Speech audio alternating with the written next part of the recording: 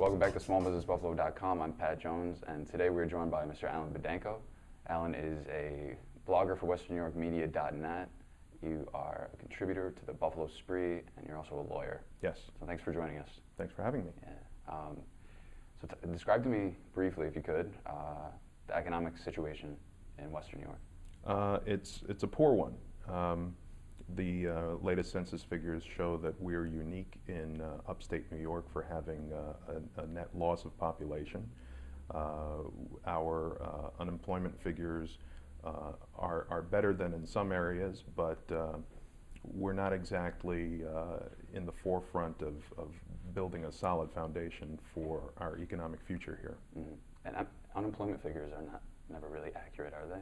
Well, it depends. I mean, it all depends on what you're measuring. You know, you can certainly talk about people who are underemployed. In other words, people who are employed in jobs that are well below where they should be in their professional lives. Yeah. But you know, the official numbers, I believe, we're under 9% here now, which is better than the national average. Okay. So why are we in decline now? Well, we're in decline for a variety of reasons, yeah. But I think most of them have to do in terms of the business environment in Western New York being somewhat, being a poor one. Yeah. And that has to do with taxation, it has to do with regulations, it has to do with red tape, it has to do a lot with redundancy and duplication of effort in terms of bringing businesses here and keeping them here. You know, there's too many cooks in the kitchen, and that doesn't make for good results. Okay, so it's too complicated. How do we simplify it?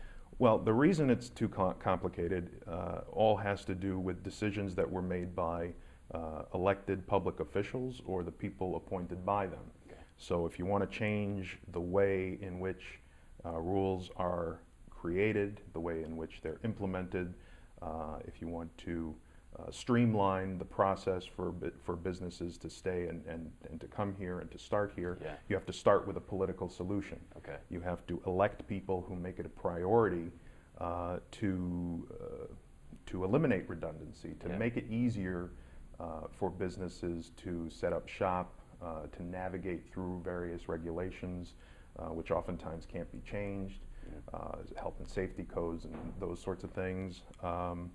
And it would be a good start if the entire region, but we can keep it to Erie County, had just one dedicated entity that was in charge of these types of business building initiatives or business support initiatives, and unfortunately we don't have that. It's scattered. It's very scattered. Okay. You have private foundations, you have public entities, you have private entities that are all sort of, their goal is at least nominally the same in that they're trying to build business, attract business, and keep businesses here. But oftentimes, because you don't have a unity of process, even if it is a unity of purpose, you have a lot of toes being stepped on. And you know, if you have a businessman, for instance, from Phoenix, Arizona, who wants to come here because we have a better source of fresh water or something like that, who does he call? Who does he call? That's right. Yeah. That's the question. There is really no answer to that. He could call any one of a number of people, any one of a number of organizations, and the fact that we don't have a unified regional marketing effort, a regional unified business attraction and retention effort is harming us every single day.